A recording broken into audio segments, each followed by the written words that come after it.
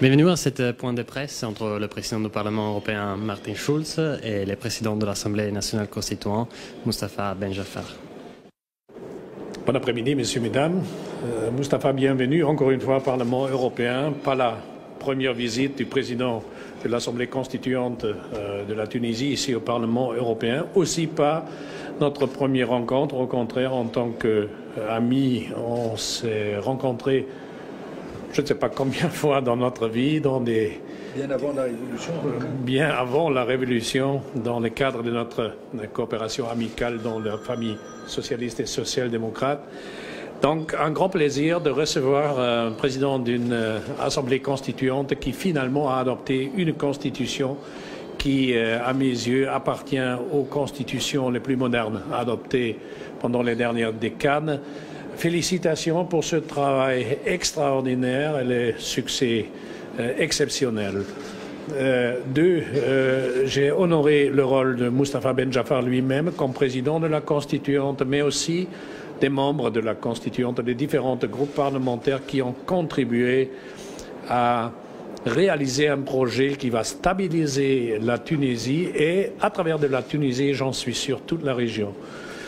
Moi, j'ai exprimé avec la délégation et face à mon collègue que j'étais toujours, moi, convaincu s'il y a un pays qui va y arriver, c'est la Tunisie, parce que la tradition de la société tunisienne, la tradition d'une convivialité respectueuse entre les citoyens, au-delà des affiliations politiques, c'est une tradition de ce pays qui a montré qu'au-delà des moments choquant, triste et lié au grand risque de l'échec, le pays quand même a gardé la capacité et la force de résoudre les problèmes et d'adopter maintenant la Constitution.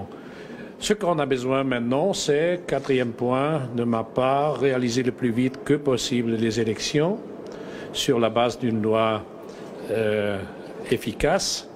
Et l'Union européenne ne doit pas seulement soutenir la Tunisie avec des gentils mots, mais aussi avec les moyens nécessaires dans le cadre de la coopération macroéconomique qu'on a adopté. Et c'est ce que nous avons promis mutuellement, on va surveiller le virement des 300 millions d'euros le plus vite que possible pour aider que la Tunisie continue ce développement encourageant. Merci, cher Président, cher ami. Bonjour. Nous sommes venus ici pour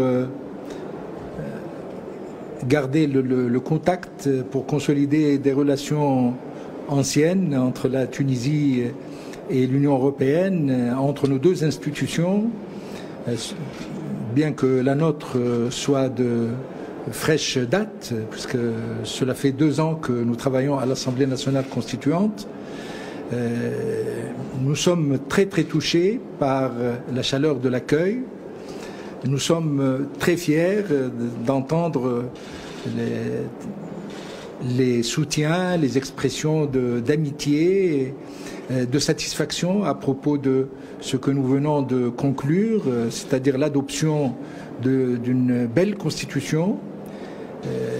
Je suis surtout satisfait et j'en remercie mon grand ami Martin Schulz pour la confiance qu'il n'a cessé d'avoir dans la capacité des Tunisiens et des Tunisiennes de franchir la bourrasque tout à fait naturelle que notre pays a traversée après une révolution qui a créé un grand changement, mais qui a aussi créé aussi des problèmes, des obstacles qu'il nous a fallu franchir. Nous y sommes parvenus par une grande capacité à parvenir au consensus et au compromis. Et je dois dire que là aussi, nous nous sommes inspirés de l'expérience de cette belle construction de l'Union européenne entre 28 pays qui ont des itinéraires, des histoires différentes, diverses, et qui sont parvenus quand même à créer un des plus bels ensembles politiques et économiques du monde. Nous allons continuer, nous, avec un espoir pour construire dans les mêmes conditions notre Maghreb uni.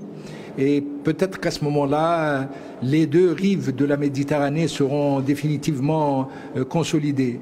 Pour l'exemple tunisien, nous venons de mettre un socle solide pour la construction de notre démocratie naissante et nous sommes décidés à aller de l'avant pour la dernière étape de cette transition et organiser des élections qui seront plurielles, démocratiques, transparentes et qui ne souffriront d'aucun doute en termes de crédibilité.